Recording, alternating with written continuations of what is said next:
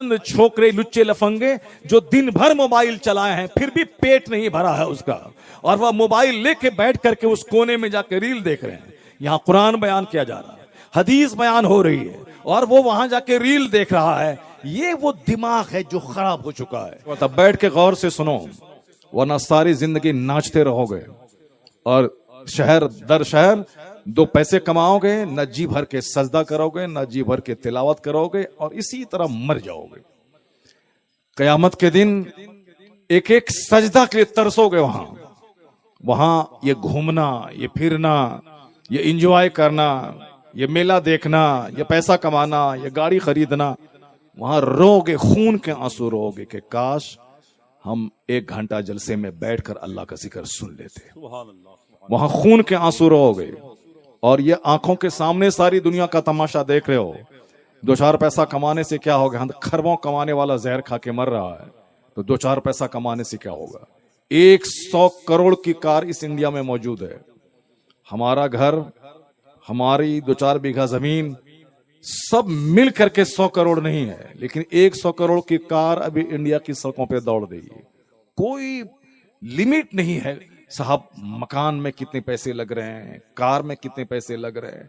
हम लोगों की पूरी जिंदगी उतने पैसे नहीं कमा पाएंगे पूरी जिंदगी में जितना कि कार पे लोग चल रहे हैं।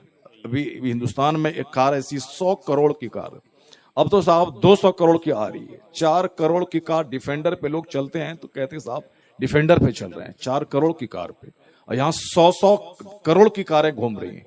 कोई हद नहीं है। ये सोफा 40,000 रुपए में मिलता है और 40 लाख रुपए में भी मिलता है। पैसे की कोई हद नहीं है। पैसा से कभी सुकून नहीं मिलेगा। मैंने क्या कहा? वो अरबपति व्यापारी पटना का जो खरबों में खेलने वाला, गोल्ड का कारोबार करने वाला, अपनी पूरी कहानी खत्म कर दी। कौन सा टेंशन था उसके पास? मकान, गाड़ी, व्यापार, मार्केटिंग कॉम्प्लेक्स, सब कुछ मौजूद है, मगर टेंशन, तनाव अलग अलग शक्ल होती है। किसी को इज्जत बचाने की फिक्र है, कोई अपनी बीवी से परेशान है, कोई अपने बच्चों से परेशान है, कोई अपने पड़ोसी से परेशान है, कोई रिश्तेदार से परेशान है। यह सजा है अल्लाह की तरफ से कि जमीन खुदा की है। अल्लाह की जमीन पे रह के ये बंदा अल्लाह रब्बुल इज्जत से के सामने मगरूर बन के रह रहा है। ये आसमान खुदा का है, ये सूरज खुदा के है, यह रात खुदा की बनाई हुई। जमीन से फसलें अल्लाह उगाता है। अगर अल्लाह फसल ना उगाए तो बंदा तड़प तड़प के बगैर पानी की मछली की तरह मर जाए। अगर अल्लाह हवा को गायब कर दे तो बंदे का जीना मुश्किल हो जाए। ये ऑक्सीजन कौन देता है जिससे मैं जिंदा रहता हूं? ये समंदर का खारा पानी कौन आसमान पे ले जाके वहां से मीठा बना के बरसाता है जिसको मैं पीता हूं? वह कौन है जो माँ के पेट में एक पानी के कतरे में नाक नक्शा बनाकर माँ का माहवारी खून रोककर मेरी ग़िज़ा का इंतजाम करके फिर माँ के शिकम से एक अजूबा इंसान बना के मुझको पैदा करता है? वह कौन है जो हमारे लिए फसलें पैदा करता है, फ्रूट्स पैदा करता है, वेजिटेबल्स पैदा करता है, माँ की खुश्क छाती में दूध देकर मेरी ग़िज़ा का इंतजाम करता है? जब 2 साल के बाद माँ का दूध बच्चे के लिए हराम हो जाता है, मगर जिस्म को दूध चाहिए तो अल्लाह ने उसका अल्टरनेट इंतजाम किया। बकरी का दूध, गाय का दूध, भैंस का दूध। यानी तुम भैंस का दूध पियो, गाय का दूध पियो, और फिर परिंदों का गोश्त खाओ, बकरे का गोश्त खाओ। जी भर जाए तो समंदर की मछलियां, ये समंदर का गोश्त है, इसे खाओ। ये गोश्त मेरे लिए, ये दूध मेरे लिए, ये मछलियां मेरे लिए, ये सीजनल फ्रूट, फलों का राजा आम मेरे लिए। पसीना बहे, बदन की एनर्जी खत्म हो, एक गिलास जूस पी ले आम का, वो सारी एनर्जी फिर दोबारा वापस आ जाती है। एक अनार खा लें साहब, कभी बीमार नहीं पड़े। एक सेब रोजाना खाएं, डॉक्टरों के पास आने जाने से बच जाएं। वह कौन है जो सेब जैसा लाजवाब फल हमें देता है? वह कौन है जो हमें आलू जैसी सब्जियां देता है? वह कौन है जो हमें ग्रीन सब्जी भी देता है? कौन है जो हमें ड्राई फ्रूट देता है, सीजनल फ्रूट देता है? वह कौन है जो हमारी हड्डी, हमारे पुट्ठे, हमारी रगें, हमारी नसें, हमारे आसाब, हमारे गोश्त, हमारे पोस्ट को मजबूत करने के लिए सीजन पे, जाड़े के मौसम की ग़िज़ा अलग, गर्मी के मौसम की ग़िज़ा अलग, बरसात के मौसम की ग़िज़ा अलग। वह कौन देता है? ये बंदा सोचता नहीं है। जमीन खुदा की, आसमान खुदा का, रोजी खुदा की, पानी दिया हुआ खुदा का, आग दी हुई खुदा की, हवा खुदा की, ये सारी नेमत अल्लाह की। और बंदा सारा काम सिर्फ शैतान की मर्जी के मुताबिक करता है।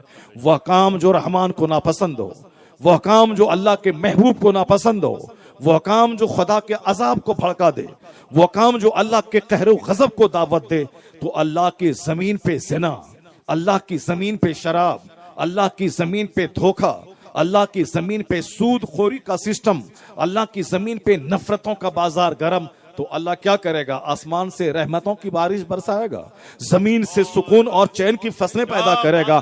जब जमीन खुदा की, आसमान खुदा का और काम होगा शैतान की मर्जी के मुताबिक, तो अल्लाह जहन्नम की आग में तो मरने के बाद जलाएगा।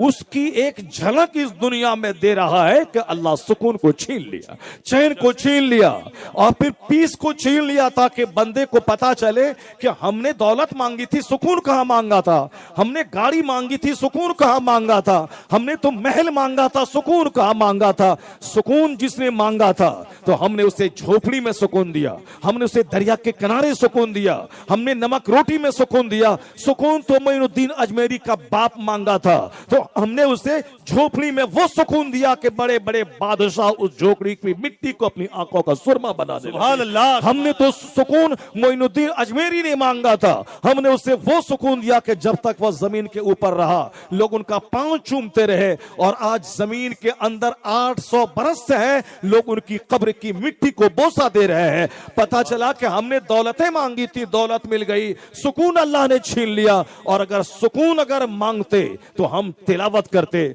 हम जिक्र करते, हम दुरूद पढ़ते, अल्लाह का जिक्र करते, मदरसों मस्जिदों खानकाहों को आबाद करते। सुकून महल में नहीं मिलता, फकीरों की मजलिस में बैठने से अल्लाह सुकून अता फरमा देता। बेशक। नारे तकबीर, नारे रिसालत, इस्लाहे मुआशरा कॉन्फ्रेंस।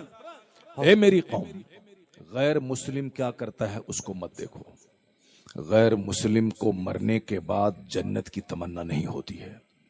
गैर मुस्लिम को मरने के बाद उसको जहन्नम की आग से बचने की ख्वाहिश नहीं होती है। बस यहीं खाओ पियो, एंजॉय करो, मौज मस्ती करो, मर जाओ। बस एक अकीदा उसका है कि मरने के बाद फिर दूसरे जन्म में आदमी जो अभी अच्छा करेगा वो मरने के बाद वो अच्छी शक्ल में पैदा होगा, अगर बुरा करेगा तो फिर वह जानवर गीदड़ खटिया की शक्ल में पैदा होगा। ये उसका अकीदा है ट्रांसफॉर्मेशन का। अकीदा कोई भी आदमी किस तरह का बना सकता है, मगर वो सच्चाई नहीं है। सच्चाई यही है कि इस दुनिया के बाद फिर दोबारा बंदा यहां पैदा नहीं होगा। इस दुनिया के बाद वो दुनिया का आगाज है जिसका कोई यौम इख्तिताम नहीं है, जहां सिर्फ बदला है, जहां अमल नहीं है। आज काम है, कल सिर्फ हिसाब होगा और बदला होगा। कल कोई वर्क नहीं, आज वर्क है और कल जजमेंट सुनाया जाएगा। और फिर यही कायनात का सिस्टम यही बताता है कि ऐसा ही होना चाहिए और ऐसा ही है। ये दुनिया काम की दुनिया, ये दुनिया इम्तिहान गाह है। ये दुनिया की सारी चीजें अल्लाह ने देख करके हमें आजमाइश में डाल दिया है। और इसी के काम पे जन्नत का इन्हिसार है और इसी दुनिया के काम पे जहन्नम का इन्हिसार है। जैसा आप यहाँ काम करेंगे मरने के बाद वैसा ही आपको इनाम मिलेगा। जिस तरह से आप जिएंगे, ये जीना आने वाली आग को दावत दे रहे हैं या फिर आने वाले बाग में जाने की आप तैयारी कर रहे हैं, इसी दुनिया पे डिपेंड करता है। ये दुनिया मजरतुल आखिरा है, ये दुनिया आखिरत की खेती है। ये इस्लामी अकीदा है, इस्लाम सिखाता है। कुरान शरीफ में 114 सूरतें हैं, हर सूरत में सिर्फ आखिरत की बात है। दुनिया की बातें कम है, सिर्फ आखिरत की बात है। सूरे फातिहा मालिक यौमिद्दीन यानी रोजे जजा का मालिक, owner of the day of judgment, यानी वो दिन जिस दिन फैसला होगा, इंसाफ होगा, पाई पाई का हिसाब होगा। सूरे जिलजाल पढ़ें, सिर्फ आखिरत की बात। इज़ा ज़ुलज़िलतिल अर्दु ज़िलज़ालहा व अखरजतिल अर्दु अस्क़ालहा व क़ालल इंसानु मा लहा। जिस दिन जमीन हिला दी जाएगी, जमीन अपने बोझ को निकाल के फेंक देगी। जिस दिन यह जमीन अपनी खबरें बताएंगी कि इसकी पीठ पे बैठकर चंद लोगों ने अल्लाह का जिक्र सुना, इस जमीन की पीठ पर बैठ के सजदा किया, या इस जमीन की पीठ पर बैठ के गीबत की मजलिस सजाई, या इस जमीन की पीठ पर ज़िना किया, शराब पिया, सूद के कारोबार कागज में लिखे गए, ये जमीन गवाही देगी सीसी कैमरा की तरह। इस जमीन को अल्लाह ने बनाया है इस तरह कि यौम अज़ीन तुहद्दिसु अखबारहा, जिस दिन ये जमीन अपनी खबरें बताएंगे। इसे अल्लाह वाले इस जमीन को सजदों से भरते हैं। कोई अल्लाह वाले हैं जो 10-10 हजार मस्जिदों में उन्होंने सजदा किया है ताकि अब मस्जिदें गवाह रहे। वो जंगल जाते हैं, वो जंगल में सजदा करते हैं ताकि वो जंगल गवाह रहे। पेड़ पौधे को पकड़ के कलमा पढ़ते हैं, कलमा शहादत कि मैं गवाही देता हूं कि सिवाय खुदा की कोई माबूद नहीं, और मैं गवाही देता हूं कि मोहम्मद अरबी अलैहिस्सलाम अल्लाह के बंदे और उसके रसूल है। ये दरख्त पकड़ के कहते हैं ताकि दरख्त क़यामत के दिन गवाही दे। वह जमीन पे सजदा करते हैं ताकि जमीन गवाही दे। ये बताइए कि इसके बरक्स जो जमीन पर बैठकर गाने सुने हों, जो 2-4 घंटे तक रील देखे हों, उस रील में घिनौनी तस्वीरें देखे हों, जो रात के सन्नाटे में बैठकर यहां अल्लाह का जिक्र हो रहा है, और चंद छोकरे लुच्चे लफंगे जो दिन भर मोबाइल चलाए हैं फिर भी पेट नहीं भरा है उसका, और वह मोबाइल लेके बैठ करके उस कोने में जाके रील देख रहे हैं। यहां कुरान बयान किया जा रहा है, हदीस बयान हो रही है, और वो वहां जाके रील देख रहा है। ये वो दिमाग है जो खराब हो चुका है, जिसके बारे में हुजूर ने कहा था 1400 साल पहले, आखिर जमाने में लोगों की अक्लें छीन ली जाएंगी, लोग पागल दीवाना हो जाएंगे। दीवाना ही तो है, रोजाना बदबख्त सोता था और आज जलसे के नाम पे जाकर तकदीर जगाने का वक्त आया है। ये मोबाइल लेके उस कोने में बैठा हुआ है, ये मोबाइल लेके बाजार में घूम रहा है, 1 लाख का मोबाइल लेके ये घूम रहा है। अमेरिका के लोग 10-10 लाख का मोबाइल लेके उस मोबाइल से वर्क करते हैं। इसी हिंदुस्तान में 22 साल का लड़का अभी 1 महीना पहले वो डीएम बन गया इसी मोबाइल का इस्तेमाल करके। जब उनसे पूछा गया कि तुम 22 साल में, यहां तो 38 साल की उम्र में लोग डीएम नहीं बन पाते हैं, और साथ 10-10 बार 5-5 बार आईएएस एग्जाम देते हैं फिर भी नहीं निकाल पाते हैं, और तुम 22 साल की इस नन्ही सी उम्र में फर्स्ट अटेम्प्ट में, पहली कोशिश में ये आईएएस ऑफिसर बन गया, आईएएस निकालने में कामयाब हो गया। उनकी मां ने कहा था कि मेरा बेटा होली और दिवाली नहीं जानता था, सारा समाज होली मनाता था, मेरा बच्चा किताब पढ़ता था। समाज के सारे लोग दीपावली में पटाखा छोड़ते थे, मगर मेरा बेटा इसी सीढ़ी पर बैठकर किताब पढ़ता था। जाहिर सी बात है, जो किताब का सच्चा आशिक और प्रेमी हो जाए और होली और दिवाली को नहीं जाने, वही बच्चा 22 साल की उम्र में अब डीएम बन गया पूरे हिंदुस्तान का। ये कोई ख्वाब नहीं है, इमेजिनेटिव बात नहीं है, कोई काल्पनिक बात नहीं, मगर रियल बात। कल मैं उसी कानपुर शहर में था, मैंने कहा तुम्हारे शहर का एक गैर मुस्लिम लड़का अगर वह 22 साल में डीएम बन सकता है, जब वह होली दिवाली सबको छोड़ दे, हमारे बच्चे आशिक बन गए हैं, हमारे बच्चे साहब वो गली कूचे के आशिक बन गए। वो साहब पढ़ने गए थे, वहां से किसी लड़की को ले आया, वो लड़की का आशिक बन गया। लड़की का आशिक बनोगे तो चपरासी भी नहीं बन पाओगे, जब किताब के आशिक बनोगे तो डीएम बन जाओगे। जो किताब का आशिक बनेगा वो डीएम बन जाएगा।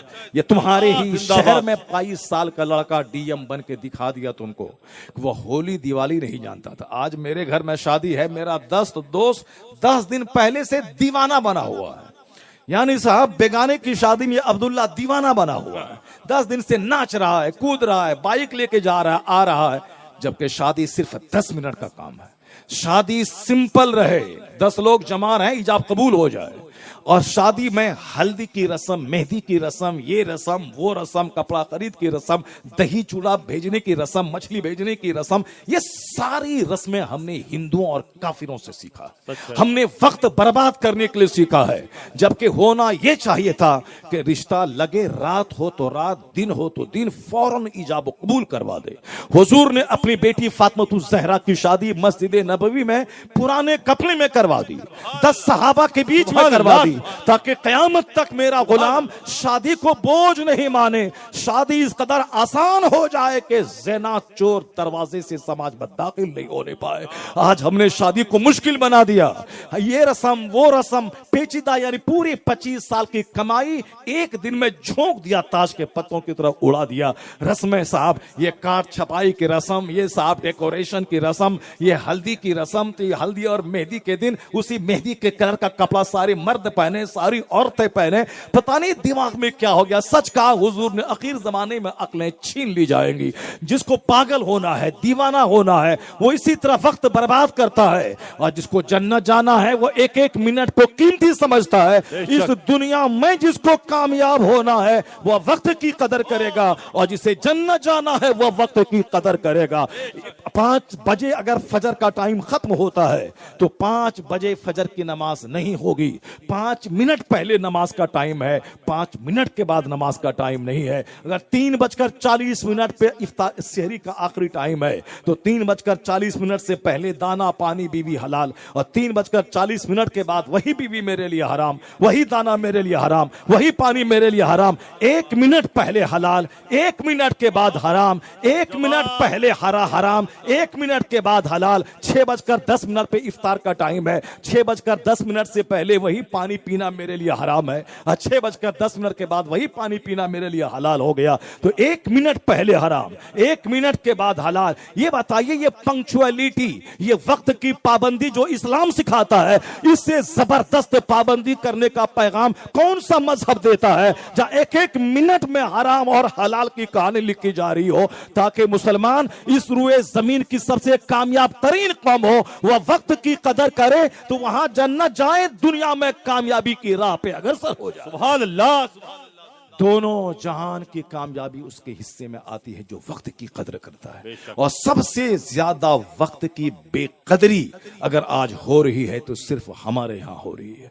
गैर मुस्लिमों के यहां अब तो बेदारी आ गई है, भले ही वो आखिरत पर विश्वास नहीं है, जन्नत जहन्नम पर विश्वास नहीं है, मगर इस दुनिया को खुशहाल बनाने के लिए जिन जिन नियमों का पालन करना जरूरी है उन नियमों पे वो चल रहे हैं। और जबकि हमारे यहाँ वो सारे नियम आखिरत से जुड़े हुए हैं, ताकि तैयारी जन्नत की हो, मगर जन्नत मिले मरने के बाद, इस दुनिया में सुकून और चैन मिल जाए। जैसे नमाज का इनाम है जन्नत मरने के बाद, मगर इस दुनिया में उसका इनाम है कि जहां नमाज होगी वहां सेहत होगी, वहां तंदुरुस्ती होगी, वहां राहत मिलेगी, वहां फरहत मिलेगी। जो फजर की नमाज पढ़ेगा उसके चेहरे पे गैबी तौर पर अल्लाह एक नूर अता फरमा देगा।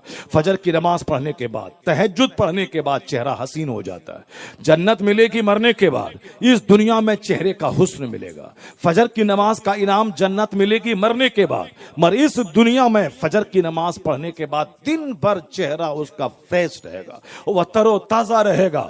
फजर की नमाज पढ़ने के बाद जिस काम का आगाज होता है उस काम में अल्लाह बरकतें अता कर देता है, और जो फजर छोड़ के काम शुरू करेगा अल्लाह उसके चेहरे का नूर छीन लेता है, उसके चेहरे की ग्लेजिंग खत्म हो जाती है। अब आप बताएं कि नमाज पढ़ते हैं जन्नत के लिए, मगर इस दुनिया में टेम्पररी प्रोविजनल प्रॉफिट फायदा यह मिल रहा है कि चेहरा नूरानी हो जाता है, उसकी पेशानी चमकने लगती है, वह दिन भर हशास बशास रहता है, उसके काम में अल्लाह बरकतें अता कर देता है। जो जोहर की नमाज पढ़ेगा जन्नत मिलेगी मरने के बाद, इस दुनिया में इनाम यह मिलेगा कि अल्लाह ताला उसकी रोजी में बरकतें अता कर देता है।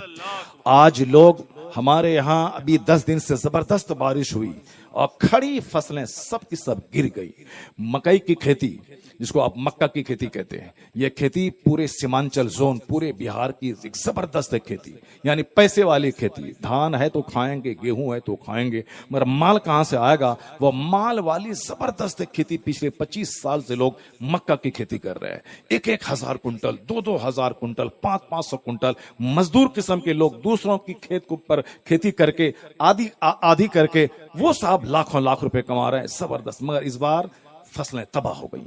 अब फसल तैयारी का मौसम आया, इतनी जबरदस्त आंधी आई कि सारी फसलें सो गई। मैंने कहा हुजूर की हदीस है कि जो फसलें पानी में तबाह हो जाए या खुश्की में तबाह हो जाए वह ज़कात न देने की वजह से होता है। 10 केजी में 1 केजी निकालना है तो आप 1000 कुंटल मकई की फसल आपने पैदा की तो 1000 कुंटल में आप उश्र या निस्फ उश्र पानी खरीद के सिंचाई की गई है। 20 केजी में 1 केजी आप जोड़ लें कि आपके पास 500 केजी मकई ये बतौर ज़कात यानी बतौर उश्र आपको निकालना है। लेकिन आपने 50 केजी निकाला, सोचा बहुत निकाल दिया। हमने 50 केजी निकाला, सोचा बहुत निकाल दिया। 1 करोड़ में 2.5 लाख ज़कात निकालना फर्ज है।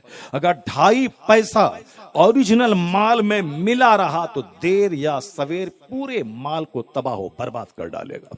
10 साल लगेगा कि हमारे पास माल है, मगर 11वें साल अचानक ऐसा अजाब आएगा कि पूरी कमर टूट जाएगी, बंदी की बुनियाद को अल्लाह काट के रख देता है।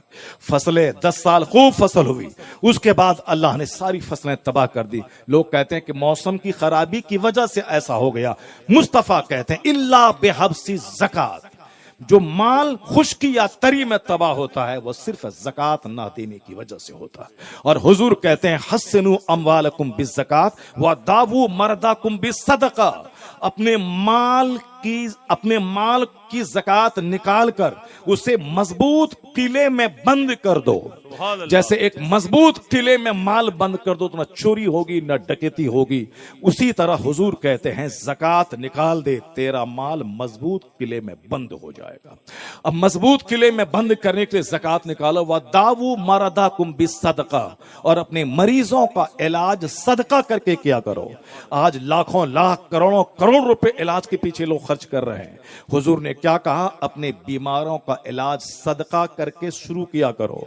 सदका करने से अल्लाह का गजब ठंडा होता है। सदका करने से जिस बीमारी में 10,000 रुपए खर्च होते हैं, वो 10 रुपए की दवाई से वो बीमारी अच्छी हो जाएगी। बीमारी का इलाज सदका करके करो, भले ही मेरी समझ में आए ना आए, मगर दुनिया वालों की समझ में बात अच्छी तरह आ रही है।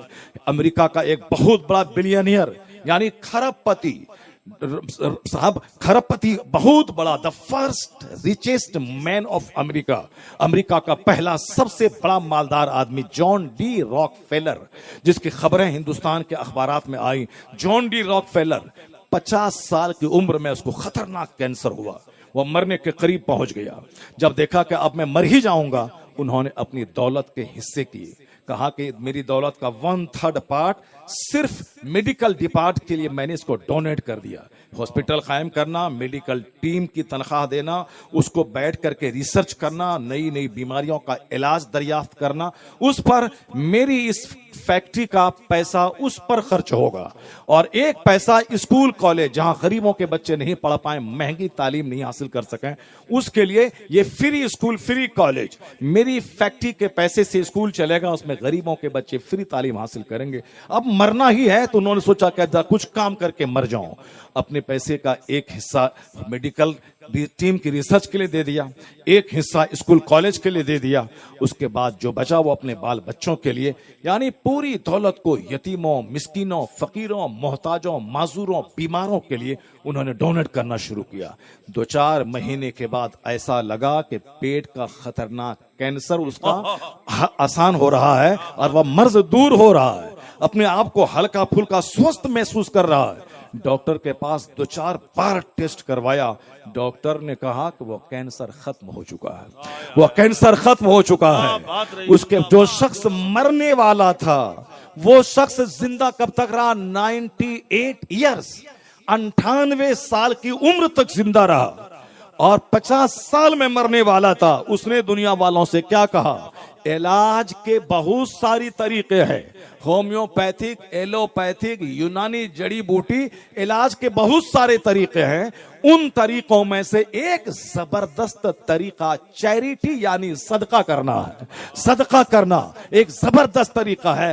वो कहते हैं कि मैं एक एग्जाम्पल हूं कि मैंने जब से सदका करना शुरू किया चैरिटी, तब से कैंसर जैसी खतरनाक बीमारी मेरी दूर हो गई। तो दुनिया वाले कहते हैं कि चैरिटी, सदका कैंसर और खतरनाक बीमारी का इलाज है। तो जहां नजर जॉन डी रॉकफेलर की आज गई है, जहां नजर अमेरिका के वैज्ञानिकों की आज गई है, वहां नजर मुस्तफा की 1500 साल पहले गई है कि हुजूर ने फरमाया दावू मरदाकुम बिसदका, अपने मरीजों का इलाज सदका करके क्या करो। इसलिए आला हजरत की माने कोई थिंकर बड़ा नहीं, कोई रिसर्चर बड़ा नहीं, कोई बहुत बड़ा प्रोफेसर बड़ा नहीं, कोई डॉक्टर बड़ा नहीं, सबसे आला व औला हमारा नबी, सबसे पहला व वाला हमारा नबी, सारे ऊंचों में ऊंचा समझिए जिसे है, उस ऊंचे से ऊंचा हमारा। नारे तकबीर, नारे रिसालत। जॉन डी रॉकफेलर, ये कोई कहानी नहीं है। रील पे, व्हाट्सएप पे रील घुमा घुमा के जो हमारे बंदे देख रहे हैं एंजॉय की खातिर, ये सिर्फ अपनी आंख को खराब कर रहे हैं,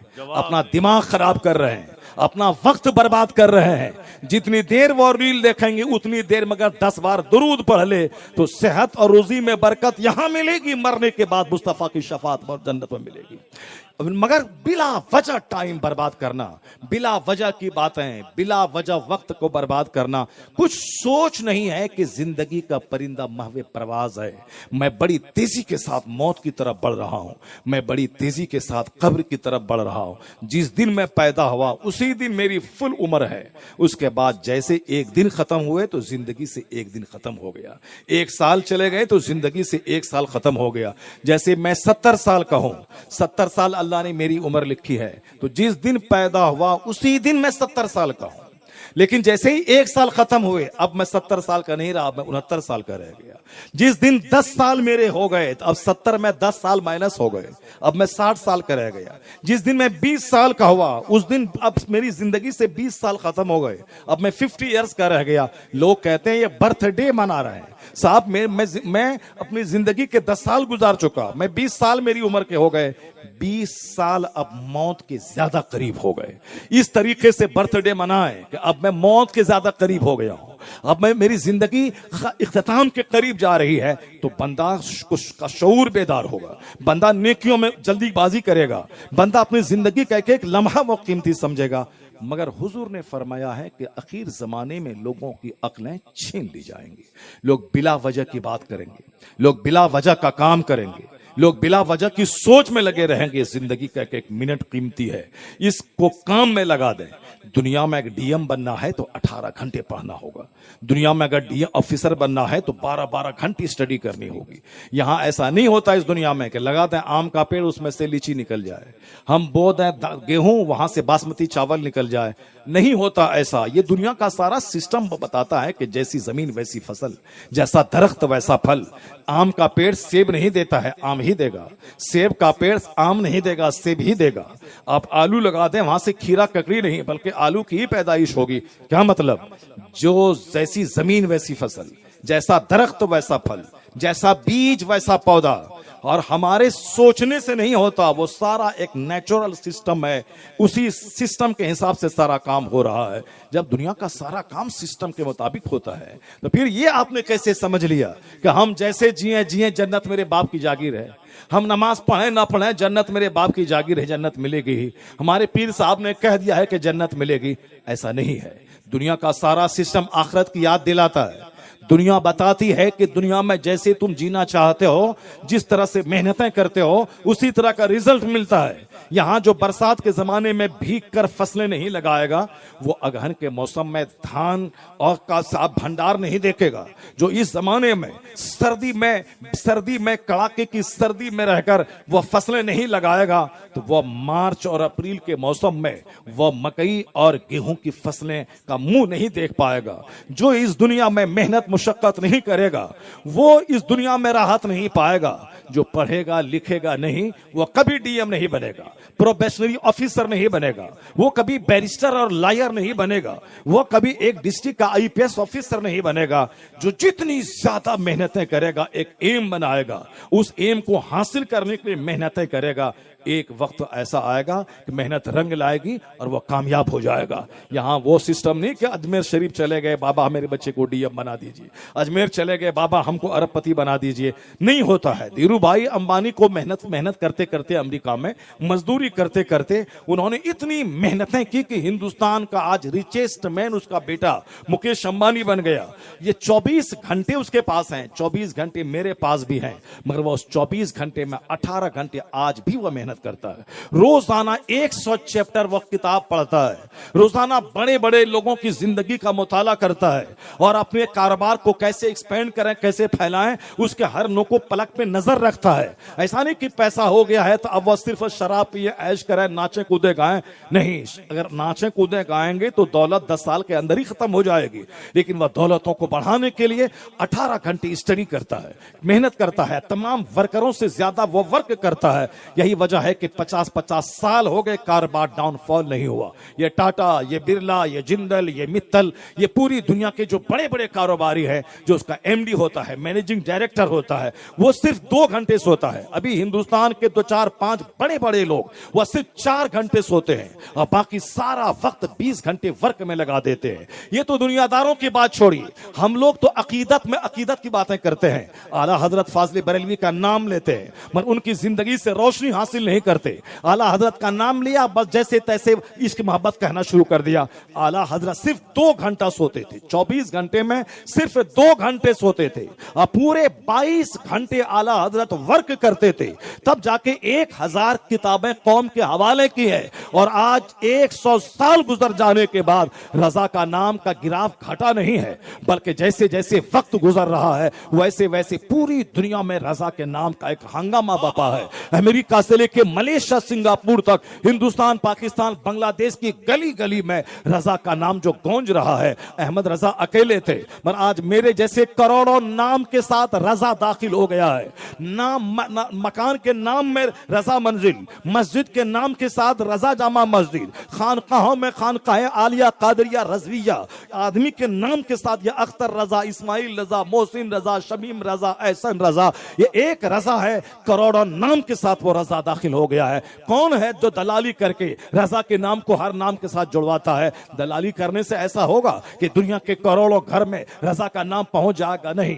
रजा ने सिर्फ 2 घंटा सोकर और पूरे 22 घंटा वर्क करके जो सुन्नियत को बचाया है, जो इस्लाम बचाया है, जो दीन का काम किया है, तो जन्नत तो वहां मिलेगी। उसी का इनाम इस दुनिया में अल्लाह ने यह दिया है कि तुमने जिस दीन मसलक की खिदमत की है, जब तक वह मसलक रहेगा तेरे नाम का डंका बजता रहेगा। जब तक वह दीन रहेगा तेरी शोहरत का गिराफ ऊंचा होता रहेगा। जब तक फतवा रज़विया रहेगा रजा का नाम डाउनफॉल का शिकार कभी नहीं होगा। जब तक रजा की 1000 किताबें दुनिया में रहेंगी और उससे दुनिया वाले फायदा हासिल करते रहेंगे, रजा का नाम का गिराफ नीचा नहीं होगा। वक्त गुजरता जाएगा, हर वादी, हर गली, हर कूचे में रजा का नाम बुलंद होता रहेगा। क्यों? ये बुलंदी देने वाला अल्लाह है, दीन की खिदमतों का इनाम दिया है।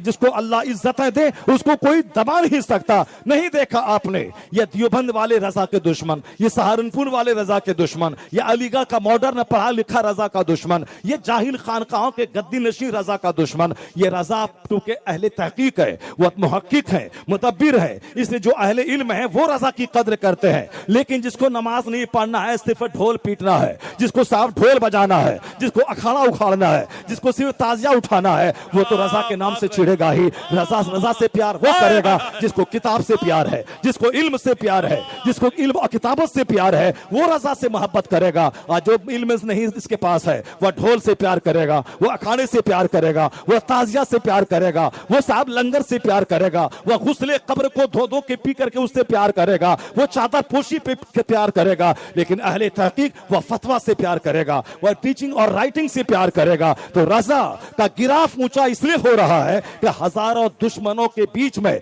जो रजा ने किताब का हथियार दुनिया वालों को दिया है, और जब तक यह हथियार रहेगा उस वक्त तक रजा का डंका चहारदांगे आलम में बजता रहेगा। रजा मुहक्किकीन का सरदार है, रजा आलिमों का इमाम है, रजा इस्लाम के मुबल्लिगीन का इमाम है। तो जब तक इस्लाम रहेगा रजा का नाम रहेगा, सुन्नियत रहेगी रजा का नाम रहेगा, जब तक मसलक अहले सुन्नत रहेगा रजा का नाम रहेगा। खाने पीने वाले को औलाद उसकी भूल जाती है, और जो दीन का काम करे दीन की वजह से उसके नाम को अल्लाह जिंदगी अता फरमा देता है। आज सारी दुनिया में जो रजा का नाम है मेहनत की वजह से। मैं ये नहीं कहता कि सिर्फ रजा के उर्स में जाइए, वहां चादरें चढ़ाइए और वहां हल्ला हंगामा करके आप आ जाइए। नहीं, आप अगर नहीं जाते हैं बरेली कभी मत जाइए, मगर यहीं रजा से इतना प्यार कीजिए कि वो अगर 2 घंटे सोते थे और 22 घंटे में वर्क करते थे, तो आप भी कसम खा लें कि मैं सिर्फ 6 घंटे सोऊंगा, बाकी मैं 18 घंटे काम करूंगा, मैं 12 घंटे काम करूंगा। अगर ये पढ़ने वाले बच्चे रोजाना ठान ले के 10 घंटे से 10 मिनट कम मैं नहीं पढ़ूंगा, ये जबरदस्त खतीब बन जाए, ये जबरदस्त अदीब बन जाए, ये जबरदस्त राइटर बन जाए। वरना साहब रिजल्ट मदरसों का इतना कमजोर रिजल्ट है कि साहब 1000 बच्चों में 5 बच्चे भी कायदे से अरबी नहीं बोल पाते, 5 बच्चे कायदे से अरबी में एक सफा मजमून नहीं लिख पाते हैं। साहब बचपन से लेके अब तक अरबी ही इदारे में पढ़े और अरबी बोलना तक नहीं आया, अरबी एक सेंटेंस लिखना तक नहीं आया। क्यों आपने 20 साल बर्बाद किया? क्यों आपने 10 साल वही 10 साल अगर नौकरी किए होते किसी फैक्ट्री में तो लाखों करोड़ों रुपए कमा लिए होते, लेकिन किसी काम के नहीं रहे। जब सारी जिंदगी लगा दिया उसमें, एक जुमला बोल नहीं पाए, लिख नहीं पाए, तो फिर जो वक्त गुजरा सब बर्बाद हुआ। कोई सिस्टम नहीं है, बस ऐसे बगैर सिस्टम के, बगैर मकसद के, बगैर गोल के पढ़ रहे। कुरान खाने गया, 10 पैसे मिले, टोपी खरीद लिया, चप्पल खरीद लिया, बस साहब रात जब मिला सो गए, जब मिला खा गए, दावत खाने गए, वहां से आया सो गए, क्लास में बैठ करके साहब पीछे गपशप कर रहे हैं। नहीं होगा। अपने बच्चे को एक एम बनाना होगा, इसको डीएम बनाना है, इसको लॉयर बनाना है, इसको प्रोफेसर बनाना है, इसको बड़ा खतीब बनाना है, इसको बड़ा राइटर बनाना है। तो बनाना है, एम हुआ। अब उस एम को हासिल करने के लिए वक्त को डिवाइड करना है कि उस वक्त तक पेट में एक दाना नहीं डालना है जब तक कि वह 3 पारे कुरान ना पढ़ ले, जब तक कि वह 10 पेज दिनियात का ना पढ़ ले। उस वक्त तक मैं चाय पानी तक पेट में नहीं डालूंगा जब तक मैं 10 हदीस याद नहीं कर लूं, जब तक मैं बाहर शरीयत का 5 पेज नहीं पढ़ लूं, जब तक मैं सबक याद नहीं कर लूं, जब तक मैं कुरान पाक की तफसीर का एक चैप्टर नहीं पढ़ लूं। एक गोल सेट करें, उसी हिसाब से मजनू बन जाएं। मरने से पहले पहले आप एक जबरदस्त मुसन्निफ बन जाएंगे, जबरदस्त अदीब बन जाएंगे, जबरदस्त आप एक साले इंसान बन जाएंगे। उस वक्त तक हम नहीं खाएंगे जब तक कि फजर की नमाज के बाद 100 बार कलमा नहीं पढ़ लें, 100 बार दुरूद नहीं पढ़ लें। तो जन्नत मिलेगी वहां, चेहरे पे नूर यहां मिलेगा, सेहत यहां मिलेगी, औलाद में बरकतें यहां मिलेगी। क्या कहा गया? जो जोहर की नमाज पढ़ता है अल्लाह उसकी रोजी में बरकतें अता कर देता है, और जो जोहर पाबंदी से छोड़ता है उसकी रोजी से बरकतें खत्म हो जाएंगी, अल्लाह ताला उसकी रोजी से बरकतें छीन लेता है। जो अस्र की नमाज छोड़ता है अल्लाह उसके बदन से ताकत को छीन लेता है। क्या मतलब? ताकतों का रिश्ता अस्र की नमाज से जुड़ा हुआ है। और आज सेब, संतरा, अनार, पनीर सब खाएं और गाल चिपका हुआ है, आंखें अंदर धसी हुई हैं और बदन हिल रहा है, गैस्ट्रिक का मर्ज पकड़ा हुआ है, यानी ताकत ही नहीं है। सेब, संतरा, अनार, दूध और जूस सब पी रहे हैं, ताकत मिलेगी कैसे? आपने ताकत का रिश्ता खाने से जोड़ दिया है। और यहां है जो अस्र की नमाज छोड़ेगा उसके बदन से ताकत छीन ली जाएगी, जो मगरिब की नमाज छोड़ेगा उसकी औलाद से फरमाबरदारी खत्म हो जाएगी। आज हमारे बच्चे हाथों से निकल गए, आज उस बच्चों को 1000 लाड प्यार करे, मगर ये बच्चे आपके नहीं है, ये बच्चे ससुर के हो गए, ये बच्चे अपनी बीवी के गुलाम हो गए, ये बच्चे अपनी सास के हो गए, ये बच्चे अपने साले अपनी साली के हो गए। क्या कहा गया कि जो मगरिब की नमाज छोड़ेगा अल्लाह उसकी औलाद से फरमाबरदारी को खत्म कर देगा। इसका मतलब है कि औलाद को फरमाबरदार बनाना है, औलाद आपकी इज्जत करे, आपका सम्मान करे, उसके लिए जरूरी है कि आप नमाज पंजगाना के पाबंद बने, आप फज्र पढ़े, जोहर पढ़े, असर पढ़े, मगरिब पढ़े। आज 10-10 घंटे सोने के बाद भी लोगों की नींद पूरी नहीं हो रही है। लोग ऑफिस में सो रहे हैं, गाड़ी पे सो रहे हैं, बाइक चलाते हुए सो रहे हैं, जहां बैठे वहां सो रहे हैं। हिंदुस्तान का प्रधानमंत्री मीटिंग में सो रहा है, वो भाषण देते देते सो रहा है, यानी नींद पूरी ही नहीं हो रही है। 10-10 घंटे सो रहे हैं, सर्किट हाउस में सो रहे हैं, जब मौका मिला सो रहे हैं, फिर भी नींद नहीं पूरी हो रही है। स्कूल के अक्सर टीचर स्कूल में पढ़ाते पढ़ाते सो रहे हैं, यानी नींद ही नहीं पूरी हो रही है। कहते हैं कि साहब मोबाइल चलाते हैं, मोबाइल चलाए तो क्या हो गया? 2 घंटे की गहरी नींद आदमी को 10 घंटे की नींद का फायदा देती है। गहरी नींद अगर हो जाए, गहरी नींद लेने के लिए अपने तमाम जो इलेक्ट्रॉनिक्स गुड्स है उसको अलग करना पड़ेगा। गहरी नींद में खर्राटा आता है, गहरी नींद अंधेरे में आती है, गहरी नींद तमाम इलेक्ट्रॉनिक सामान से अलग होकर आती है। यहाँ हाथ में मोबाइल है, यहाँ सो रहे हैं, फिर 10 मिनट के बाद फौरन जाग गए। नींद गहरी हो, उसके बाद नींद में बरकत हो। आया है हदीस पाक का मफहूम है, जो ईशा की नमाज छोड़ के सोएगा अल्लाह उसकी नींद से राहत को खत्म कर देगा, उसकी नींद से राहत खत्म हो जाएगी। ईशा पढ़ के जो 3 घंटे सो ले उसको 30 घंटे की नींद की राहत अल्लाह अता फरमा देगा। ईशा की नमाज के बाद सो जाए, फौरन सो जाए, तहज्जुद के लिए उठ जाए, फजर से पहले थोड़ा सा सो जाए, यानी नींद में ब्रेक लगना चाहिए। सोए हैं फिर नमाज के लिए उठें, फिर सो जाएं, फिर उसके बाद फजर के लिए उठें।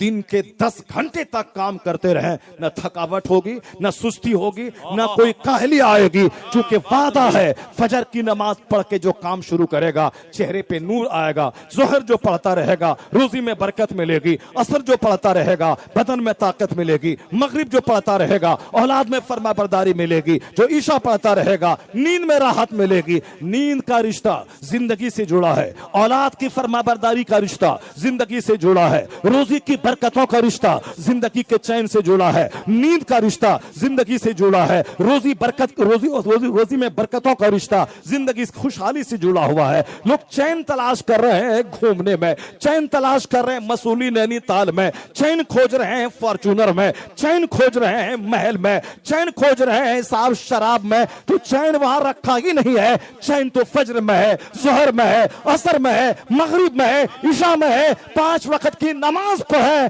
अल्लाह 24 घंटे में राहत अता करेगा, मरे तो गुनाहों को माफ करके जन्नतुल फिरदौस अता करेगा। हदीस में आया है कि अगर तुम्हारे दरवाजे पर एक दरिया हो, नहर हो, तुम उसमें 5 बार नहाओ, क्या मैल कुचैल में से कोई चीज बाकी रहेगी? हल यबका मिन दरनिही मिन शै, क्या मैल कुचैल में से कोई चीज बाकी रहेगी?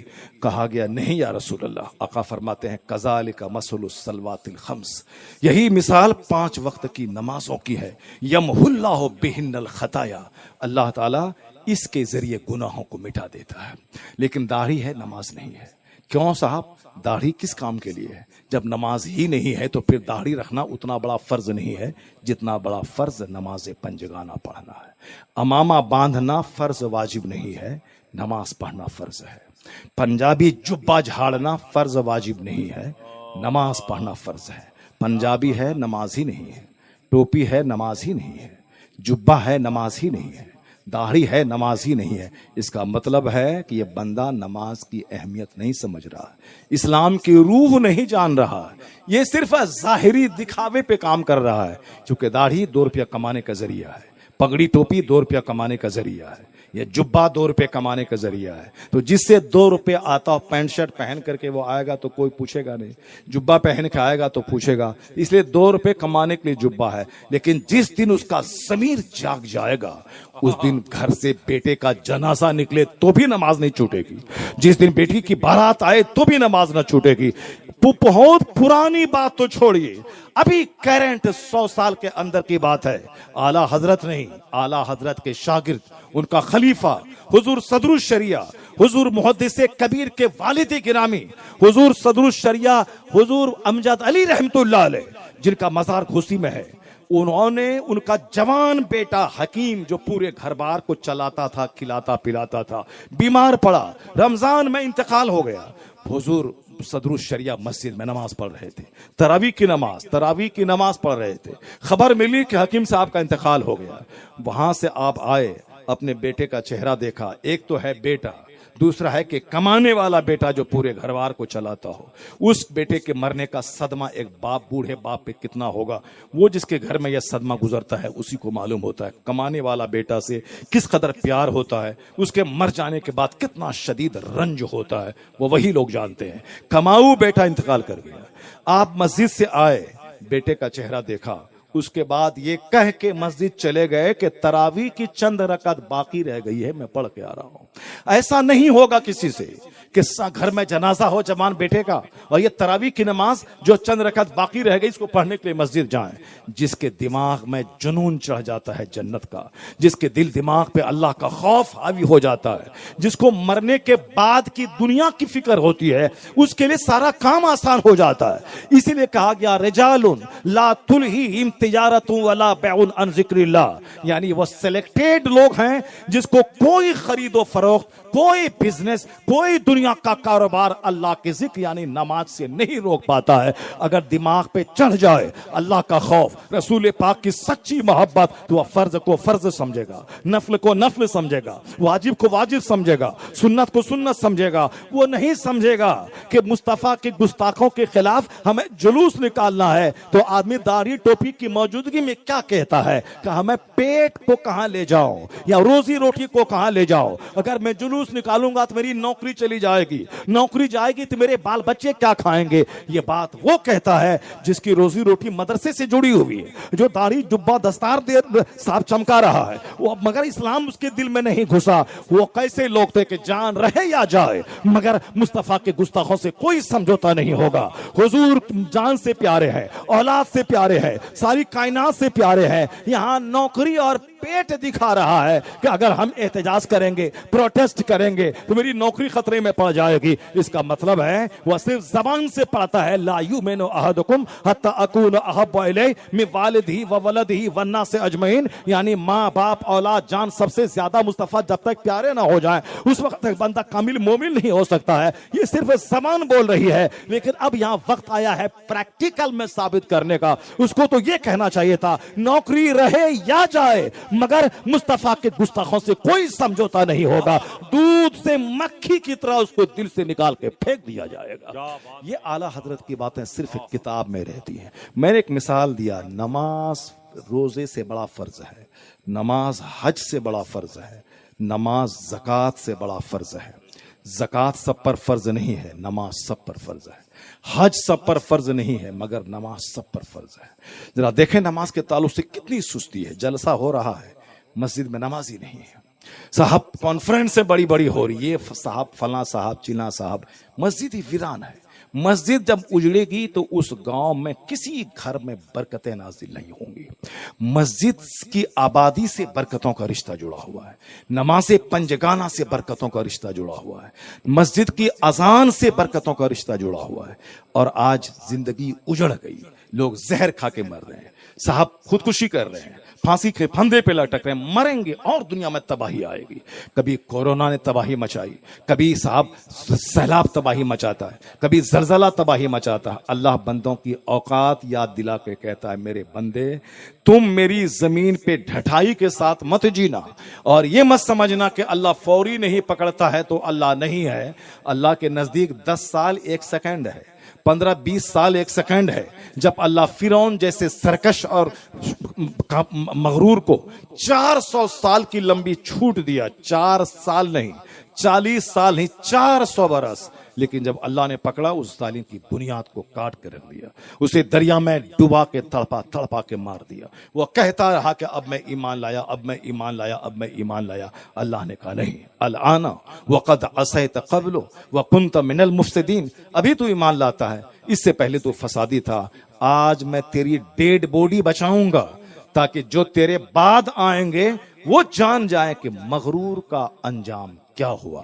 आज कई 100 साल से फिरौन की डेड बॉडी मिस्र के म्यूजियम में मौजूद है, सड़ी हुई हड्डी के ढांचे की शक्ल में। अल्लाह ने कहा था कि फलयौम नुनज्जी का बेबदन का ले तकून लेमन खल्फ का आया, आज मैं तेरी लाश बचाऊंगा ताकि जो लोग तेरे बाद आएंगे वो जान जाएंगे कि मगरूर और मुतकब्बिर का अंजाम क्या हुआ। मैं कहता हूं अल्लाह के नजदीक 100 साल 1 सेकंड है। अल्लाह ताला फौरी बंदों को नहीं पकड़ता है, इसीलिए बंदा थोड़ा सा ढीठ हो जाता है। हम तो झूठ बोलते हैं, अगर अल्लाह फौरी मुझको नहीं पकड़ा, इसका मतलब है कि अल्लाह है कि नहीं है। माज़अल्लाह, 1000 बार माज़अल्लाह। गुनाह, एक तो गुनाह किया और धीरे धीरे यही गुनाह को कुफ्र के करीब लेके चला जाता है। और फौरी सजा नहीं मिली, फजर पढ़ा, चेहरे का नूर नहीं गया, बोलता है बस ये सब कहने कहलाने की बातें हैं। फला साहब सूद खाया, उसकी दौलत नहीं घटी, क्या कहते हैं, सब कहने कहलाने। मौलानाओं की स्पीच देने की कलाकारी है, वह सिर्फ फन्ने खिताबत है, वो फन्ने खिताबत का मुजाहरा कर रहे हैं। इस तरह के जुमले इस तरह के जुमले इस्तेमाल कर रहे हैं। जरा सुनिए गौर से कुरान क्या कहता है। फलम्मा नसू मा ज़ुक्किरू बिही फतहना अलैहिम अब्वाब कुल्लि शै। अल्लाह का फरमान, अल्लाह कहता है जब उन लोगों ने नसीहत को भुला दिया, जो उनको नसीहत की गई थी, समझाया गया था कि ऐसे जियो, ऐसे रहो, हर चीज का एक उसूल और ज़ाब्ता होता है। जब अल्लाह ने जिंदगी दी है, उस जिंदगी का एक ज़ाब्ता है कि कैसे जिएं, कैसे रहें, कैसे खाएं, कैसे बाथरूम जाएं, कैसे सोएं, कैसे शादी ब्याह करें, यानी एक ज़ाब्ता है ना। तो जो हमारा पैदा करने वाला है वो हमें ज़ाब्ता दिया है, और ज़ाब्ता दिखाने के लिए, सिखाने के लिए, पढ़ाने के लिए अपने नुमाइंदा, अपने पैगंबरों को भेजा है। और वह इंसान की शक्ल में आकर के उन्होंने एक अच्छी फाइनेस्ट लाइफ गुजार के दूसरों के लिए मॉडल बन के बताया है कि कैसे समाज में रहना है, कैसे पड़ोस से सलूक करना है, कैसे माँ बाप का एहतराम करना है, कैसे मियाँ बीवी के रिश्ते में एतदाल कायम करना है, कैसे सोशल लाइफ, कैसे डोमेस्टिक लाइफ, कैसे इंडिविजुअल लाइफ, कैसे कलेक्टिव लाइफ कैसे गुजारनी है, वो सब कुछ पैगंबर ने करके बताया। और एक आदर्श, एक पैगाम, एक मार्गदर्शन वो अपने अहकामात और हिदायत और हदीस की सूरत में वो अपने गुलामों के लिए छोड़ के पैगंबर चले जाते हैं, ताकि इस तालीमात से रोशनी गुलाम हासिल करते रहे।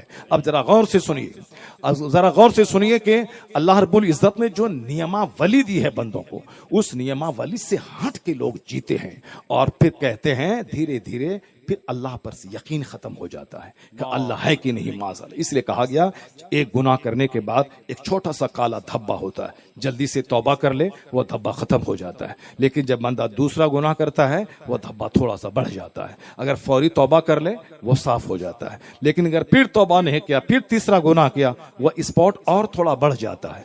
अगर तौबा किया तो धीरे धीरे वो मिट जाता है, लेकिन नहीं किया तो वह पूरे सीने को जंग आलूद कर देता है। अब बंदा गुनाह करता था, ज़िना, शराब, सूद, लेकिन अब एक कदम आगे जाके बोलेगा कि नहीं, कोई खुदा है नहीं, अगर होता तो हमारी पकड़ करता, नहीं पकड़ किया, इसका मतलब है कि नहीं है, माज़अल्लाह। पहले गुनाह किया, फिर यही गुनाह उसको कुफ्र के करीब ले गया। इसलिए कहा गया है कि छोटे गुनाह को भी गुनाह समझ के मत करना। एक छोटी सी चिंगारी पूरे गांव को जलाकर राख कर देती है।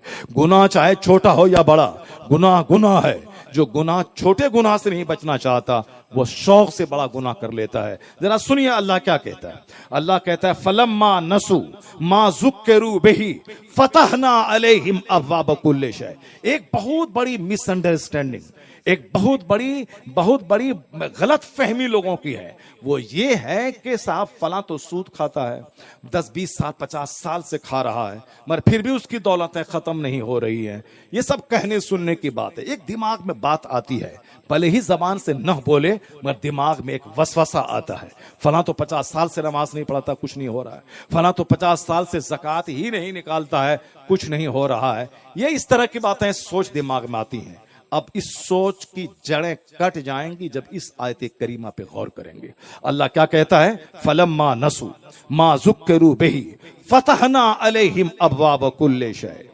शराबियों की दौलत, सूदखोरों की दौलत, बेनमाजियों की दौलत देखने के बाद लगता है साहब वो तो गुनाह करता है फिर भी दौलतें बढ़ती जा रही है, वो तो सूद खाता है फिर माल बढ़ता जाता। आप कहते हैं यमहकुल्लाहु रिबा व युरबी सदकात, अल्लाह सूद को मिटाता है, ज़कात सदकात को बढ़ाता है। ये देखिए वो 50 साल से सूद खा रहा है, उसका माल बढ़ रहा है। जरा गौर से सुनिए कि रब्बे करीम क्या कहता है।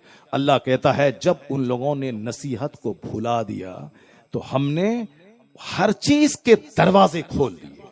फतहना अलैहिम अब्वाब कुल्लि शै, we opened upon them the doors of everything।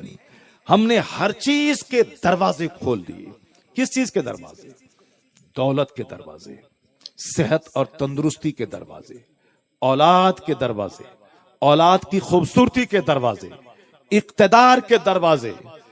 अब बंदा जब नेमतों को देखा कह उठा कौन खुदा, कैसा खुदा, इतनी दौलतें मेरे पास हैं कि 7 पुश्त 7 नस्ल मेरी बैठ के खाएगी फिर भी मेरी दौलत खत्म नहीं होगी। अब उसका गुरूर और बढ़ता चला गया, उसकी शरारत और सरकशी और बढ़ती चली जाती है। अल्लाह कहते हैं फलम्मा नसू मा ज़ुक्किरू बिही फतहना अलैहिम अब्वाब कुल्लि शै। जब उनकी शरारत बढ़ी, नसीहत को भुला दिया, तो हमने हर चीज के दरवाजे खोल दिए। आप कहते हैं कि वह सूद खा रहा, दौलत बढ़ रही है, वो नमाज छोड़ा दौलत बढ़ रही है, वो साहब झूठ बोल रहा दौलत बढ़ रही है, और आप बोलते हैं दरोग रोजी रबकाहत झूठ रोजी को घटाता है, वहां झूठ भी है, कारोबार बढ़ रहा है। देखिए रब करीम क्या कहता है, जब नसीहत को भुलाया तो हमने हर चीज के दरवाजे खोल दिए।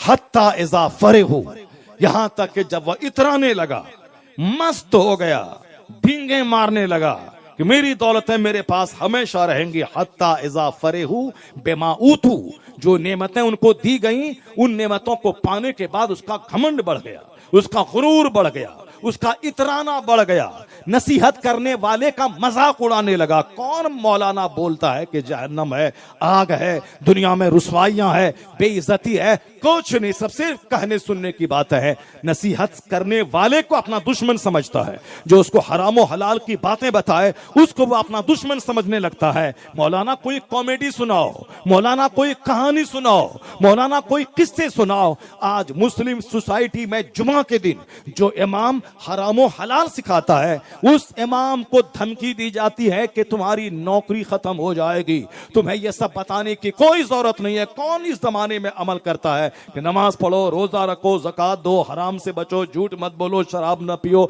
ज़िना मत करो, आंख की हिफाजत करो, सूद मत खाओ, माँ बाप को मत सताओ, पड़ोसी से अच्छे सलूक करो। इस पर कौन अमल करता है? कोई कहानी सुना दे, आधा घंटा का खिताब करना है, कोई कहानी सुना दे। तुम्हें तकरीर करनी है 1 घंटा जलसे में, तो तुम्हें कॉमेडी सुना दे, ताकि सारे बच्चे हंस हंस के लोटपोट हो जाएं, सब पेट फूल जाए हंसते हंसते। कॉमेडी सुना दो। इस आप मंच पे मदारी आ रहे हैं, मंच पे कॉमेडियन आ रहे हैं, जो मंच कुरान सुनाने का है, जो मंच हदीस सुनाने का है, जो मंच रोने का है, जो मंच गुनाहों पे शर्मिंदगी दिलाने का है, उस मंच को आज कॉमेडी का मंच बना दिया गया। वहां कॉमेडी हो रही और कॉमेडियन को बुलाया जा रहा है। नफ्स को नफ्स से प्यार होता है, यानी जिसका नफ्स शरीर है वह शरीर को प्यार करता है, और जो जैसा खलीस है, खलीस को खिलासत से प्यार है, बेनमाजी को बेनमाजी से प्यार है, जिसको दीन पर चलना नहीं है उसको इसी तरह मदारी और कॉमेडियन से प्यार होता है। जिसको अल्लाह का डर हो उसको नेकों से प्यार होता है, जिसको जन्नत की फिक्र हो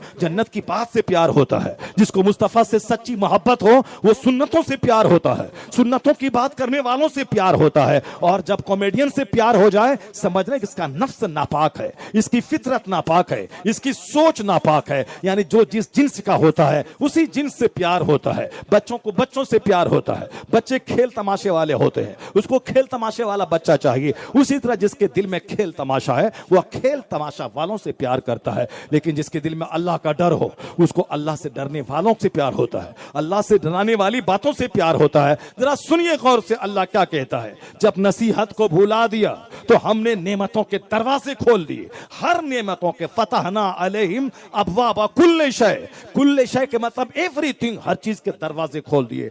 हत्ता इज़ा फरिहू बिमा ऊतू, यहां तक कि जब वह इतराने लगा, मगरूर हो गया, समझाने वाले को अपना दुश्मन समझने लगा, तो अल्लाह फरमाता है अखज़नाहुम बग़ततन फ़इज़ाहुम मुब्लिसून, तो हम उसे अचानक पकड़ लेते हैं, वह टूट के रह जाता है। क़ुतिआ दाबिरुल क़ौमिल लज़ीना ज़लमू, जालिमों की बुनियाद काट के रख देते हैं, उसका नामो निशान मिटा देते हैं। 100 साल 1 सेकंड है अल्लाह के नजदीक, आपके नजदीक 10 साल 20 साल 50 साल 100 साल, अल्लाह के नजदीक, दुनिया बनाने वाले के नजदीक 100 साल 1 सेकंड के बराबर है, 400 साल 1 मिनट के बराबर है। और जब क़यामत करीब आएगी तो हुजूर फरमाते हैं वक्त इतना तेजी से गुजरेगा कि साल 1 महीने के बराबर, 1 महीना 1 हफ्ते के बराबर, हफ्ता दिन के बराबर, और दिन ऐसा गुजरेगा जैसे कोई चिंगारी भड़की और बुझ गई। और वही लग रहा है, अभी रमजान गुजरा है, अभी बकरीद आ गया, अब साहब अभी जुमा गुजरा है, बस अगला जुमा आ गया, अभी जनवरी फर्स्ट ईयर आया है, अभी साहब मई का महीना खत्म होने वाला है, अब आधा साल खत्म हो गया, वक्त बड़ी तेजी से गुजरेगा। अल्लाह का फरमाता है हम शरीरों को वक्ती तौर पर राहतें देते हैं, हर तरह के दरवाजे खोल देते हैं, लेकिन जब बाद में हमारा अजाब आता है तो उसकी बुनियाद काट के रख देते हैं। इसलिए बेनमाजियों को अगर हरियाली थोड़ी देर देखें, ये मत देखें कि नमाज पढ़ने से क्या होता है। नेक लोगों को आजमाइशों से गुजरना पड़ता है, नेक लोगों को इस दुनिया में अल्लाह आजमाइशों से गुजारता है। यह दुनिया 100 साल में के अंदर ही दुनिया छोड़ के चले जाना है, और 100 साल अल्लाह के नजदीक 1 सेकंड के बराबर है। ये हुजूर फरमाते वल्लाहि मद दुनिया फिल आखिरा इल्ला मिस्र मा यजअलु अहदकुम इस्बाउ हाज़ि फिल यम फलयंजुर बिमा तरजा। हुजूर को कसम खाने की क्या जरूरत है, मगर अपने गुलामों को समझाने के लिए, दुनिया की सच्चाई बताने के लिए मुस्तफा ने कसम खाई। हुजूर कहते हैं अल्लाह की कसम, ये दुनिया आखिरत के सामने ऐसी है जैसे तुम में से कोई अपनी उंगली समंदर में डाल दे, फिर निकाल के देखे कि कितना पानी लेकर उंगली लौटी है। फलयंजुर बिमा तरजा, वह देखे कि कितना पानी इस उंगली में लगा है। समंदर उंगली वहां से निकालें चंद कतरा पानी। हुजूर कहते हैं यही मिसाल दुनिया और आखिरत की है। दुनिया चंद कतरे पानी है, आखिरत अपार समंदर के मानंद है। यहां मेहनतें 8 घंटे दुकान में बैठना यही 2 रोटी के लिए है, और जहां रहना है खरबों साल, अरबों साल, महासंख्यों बरस, जहां मौत ही नहीं है, मौत को ज़बह कर दिया जाएगा कि आज के बाद कोई मौत नहीं, जहन्नम में जलते रहो सदा, जन्नत में आराम करो सदा। जहां दुनिया में हर तकलीफ के बाद आराम है, आराम के बाद तकलीफ है, यहां तकलीफ बढ़ी तो मौत आ गई, बदन ठंडा हो गया। लेकिन मरने के बाद जो दुनिया शुरू होती है वहां मौत ही नहीं है, आग है तो आग है। इसलिए आखिरत की बातें कुरान की हर सूरतों में है, ताकि मुसलमानों के दिमाग में बैठ जाए ये दुनिया एक कतरा पानी है, आखिरत अपार समंदर के है। हुजूर ने कसम खा के अपने गुलामों से कहा, सहाबा कराम कहते थे कुन फिद दुनिया का अन्नका गरीबुन और आबिरो सबील, live in this world as if you are a stranger, you are a traveller. दुनिया में ऐसे रहो जैसे एक अजनबी रहता है, एक मुसाफिर रहता है। इस्लाम के बारे में ज्यादा तबसरा मत कीजिए आप, और बैठ के ये मत बोलिए ईरान में ये हो गया, गाजा में ये हो गया।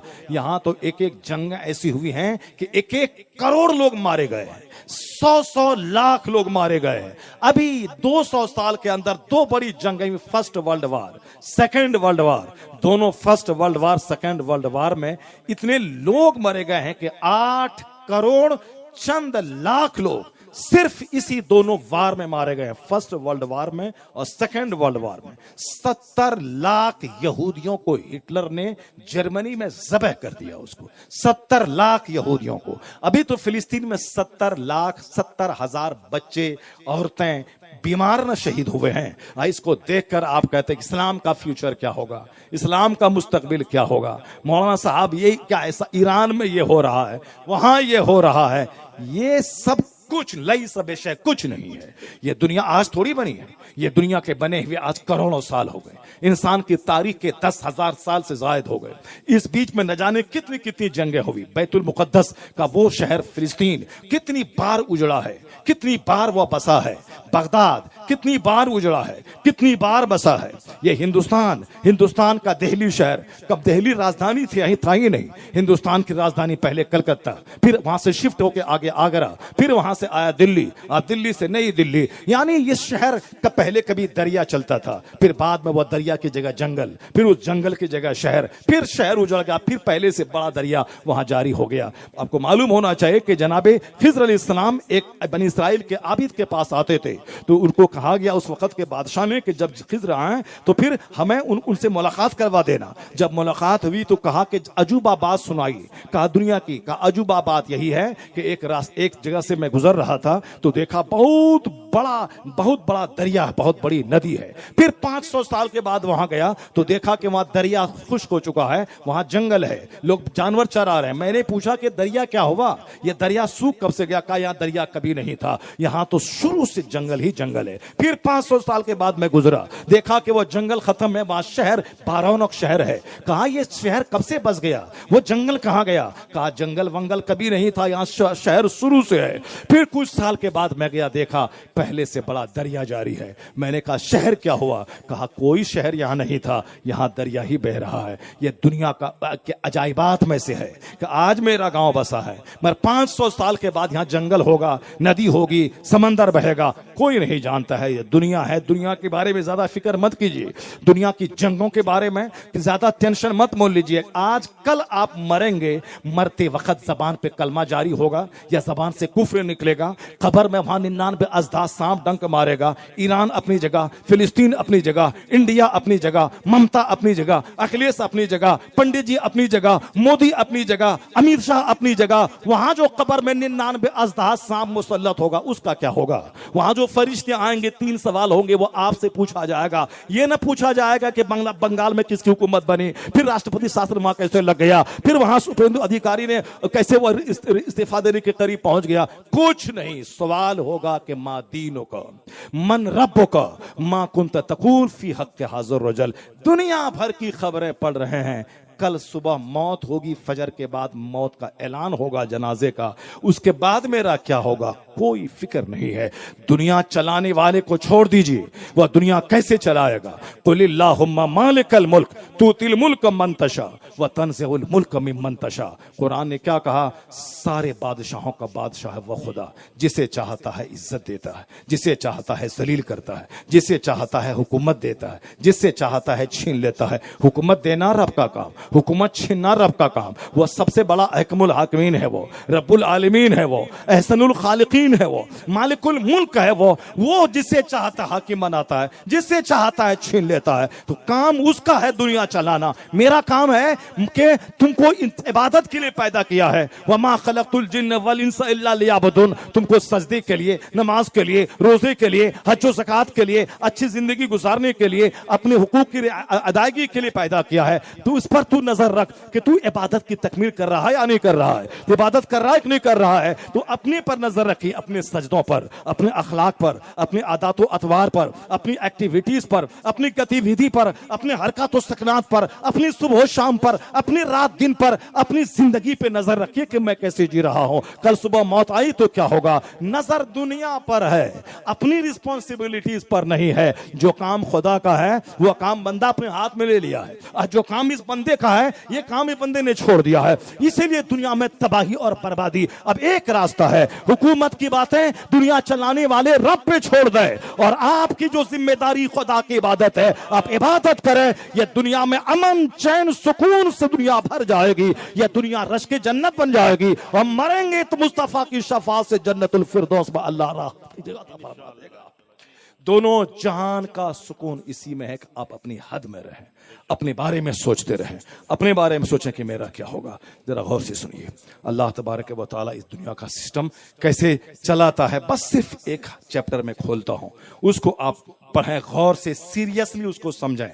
उसके बाद फिर मैं आपसे रुखसत हो जाता हूँ, वरना बात से बात पैदा होती है, इसीलिए 4-4, 5-5 घंटे हो जाते हैं, पता ही नहीं चलता है, क्योंकि बात से बात पैदा होती है। अल कलाम यखलुकुल कलाम, सुनने वाला हो, सुनाने वाला हो, तो फिर 5 घंटे की नशिश हो जाती है, पता ही नहीं चलता। अभी रमजान में 27वीं शब को भी इस हालत में, जबकि हार्ट अटैक आने के बाद भी 3.25 घंटे की तकरीर, 12 बजे ठीक में खड़ा हुआ, 12 बजे ठीक गुफ्तगू शुरू की, 3:15 बजे, अब चूंकि शहरी खाना है, 3:15 बजे गुफ्तगू का इख्तिताम हुआ। बिल्कुल अभी 6 महीने भी नहीं गुजरे हैं हार्ट अटैक के। इस हालत में जिसके पास अटैक आता है वो 6 साल तक ठीक से बातें नहीं करता है। डॉक्टर कहते हैं कि चुपचाप रहिए, वरना बात कीजिएगा तो दूसरा अटैक और फिर आ जाएगा। और यहाँ सिर्फ 30 दिन आराम हुआ। 28 अक्टूबर को अटैक आया और 29 नवंबर से खिताबत मैंने फिर शुरू कर दी। 1 महीने के बाद ही शुरू हो गई। और फिर जब शुरू हुई है, क्या आपको अभी मैं 1.5 से लेकर 2 घंटे से खिताब कर रहा हूँ, कहीं आपको ऐसा लग रहा है कि मैं अटैक से पहले जैसे बोल रहा था? अटैक के बाद मैं सुस्त पड़ गया हूँ। बिल्कुल धीरे धीरे आहिस्ते अपनी ड्यूटी पूरी करके अब मैं जाना चाह रहा हूँ। कहीं से भी मैंने महसूस होने नहीं दिया है आपको कि मैं जैसे पहले बोलता था अब मैं वैसा नहीं बोल रहा हूं। मैं चाहता हूं कि बात मेरी एक बंदे के दिमाग में घुस जाए। 1 लाख नहीं, एक बंदा यू टर्न ले ले जिंदगी में, वह सच्ची तौबा करके नेक बन जाए। 1 करोड़ के महल बनाने से यह काम बेहतर है।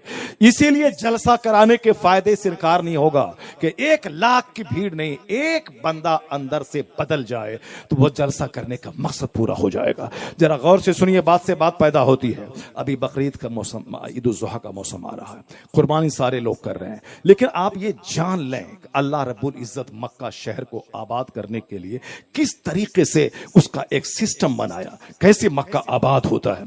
मक्का जहां चारों तरफ चटियल मैदान है, सिर्फ फलकबोस पहाड़ों का सिलसिला है, कोई इंसानी आबादी नहीं है, वहां पानी का इंतजाम तक नहीं है, एक परिंदा नहीं नजर आता था कोई परिंदा रहे। अल्लाह ने जब चाहा इस शहर को आबाद करें तो ऐसा नहीं कि अचानक फरिश्तों की टीम आसमान से उतार दी, अचानक लोगों की भीड़ लग गई, बस एक जादू की छड़ी ऐसे घूमी और पूरा शहर आबाद हो गया। आज वो मक्का दुनिया का सबसे हसीन तरीन शहर, दुनिया का सबसे खूबसूरत तरीन शहर बन गया है। सबसे ज्यादा कहमा कहमी वाला वो शहर आज की तारीख में पूरी दुनिया से लोग उस मरकज़े इस्लाम पे आज पहुंचते हैं। मगर जहां एक परिंदा तक नजर नहीं आता था, परिंदा जहां होता है, जहां पानी होता है वहां परिंदा नजर आता है, और जहां पानी ही ना हो वहां इंसान तो दूर की बात है परिंदा तक नजर नहीं आता था। लेकिन जब अल्लाह ने उस शहर को आबाद करना चाहा तो अपने दोस्त खलील से कहा कि अपने बेटे इस्माइल और उसकी मां हाजरा को मेरे घर के पास ले जाके छोड़ दे। अब जनाब हाजरा को लेके, जनाब इस्माइल को लेके जनाब इब्राहिम अलैहिस्सलाम चले। कहां फिलिस्तीन है और कहां मक्कतुल मुकर्रमा है। अब आप सोच सकते हैं कि इतना बड़ा सफर सिर्फ अल्लाह के हुक्म की तामील करते हुए शुरू कर दिया। जब यहां आए तो जिस जगह सबसे पहले फरिश्तों ने अल्लाह का घर बनाया, यानी जो बैतुल मामूर, जो आसमान वालों का किबला है आसमान में, उसी की सीध में बिल्कुल नाफ की तरह वह मक्कतुल मुकर्रमा उम्मुल कुरा है, जहां फरिश्तों ने पहले अल्लाह का घर बनाया। उसके बाद फिर अंबिया कराम ने वहां, जनाब आदम अलैहिस्सलाम ने उसकी खुदाई की, फिर उनके बेटे शीस अलैहिस्सलाम ने उनकी खुदाई की, फिर वो ऐसे ही चटियल रहा। जनाब इब्राहिम अलैहिस्सलाम आज से 5000 साल पहले अपने बेटे इस्माइल और अपनी बीवी हाजरा को ले जाकर वहीं छोड़ दिया, वापस चलने लगे। जनाब हाजरा ने कहा कि यहां मुझे छोड़ के क्यों जा रहे हैं? जो इंपॉर्टेंट बात है वो मैं कह रहा हूं, यहां छोड़ के मुझे क्यों जा रहे हैं?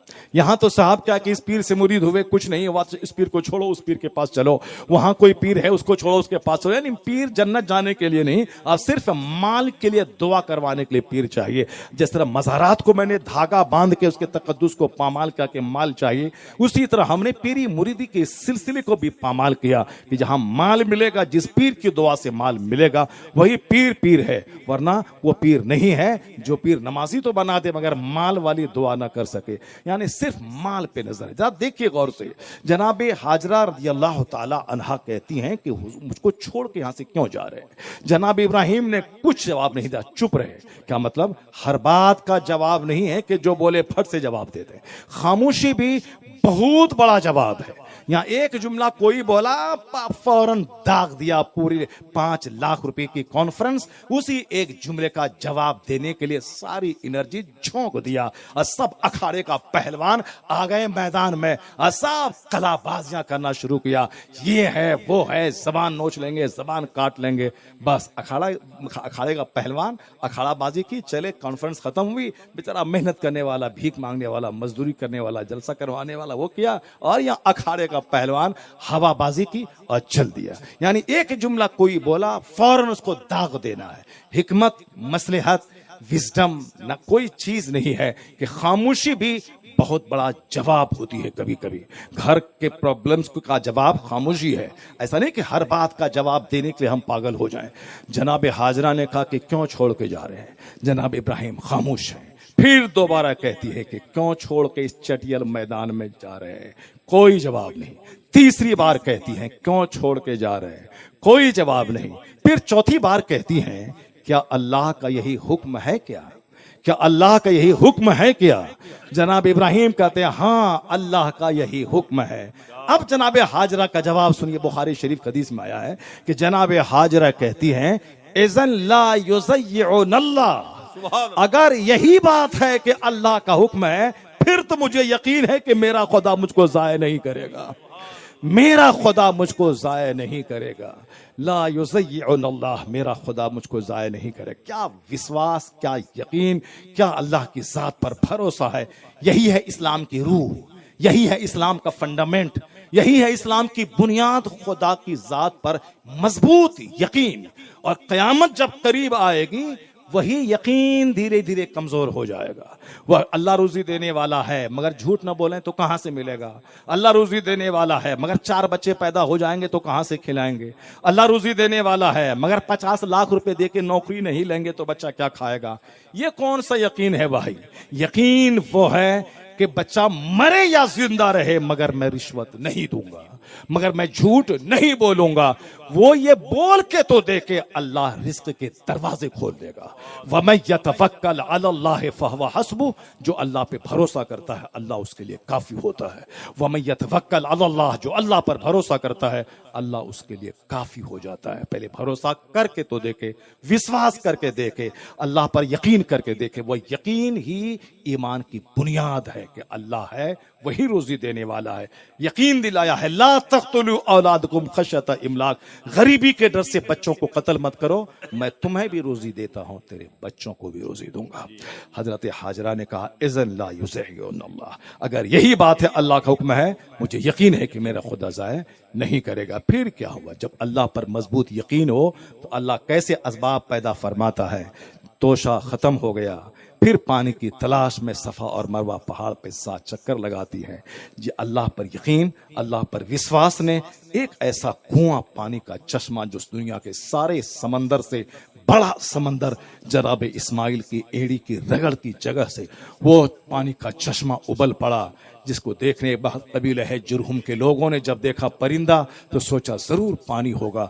नजदीक आके देखा एक खातून, एक बच्चा और एक पानी का मीठा समंदर, कुआं का। अम्मी जान मुझे यहाँ बसने दें।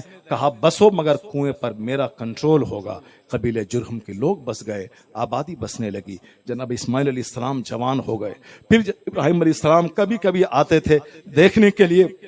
एक बार जब आए, जनाब इस्माइल इस्लाम की शादी उस कबीले के सरदार की बेटी से हो चुकी थी।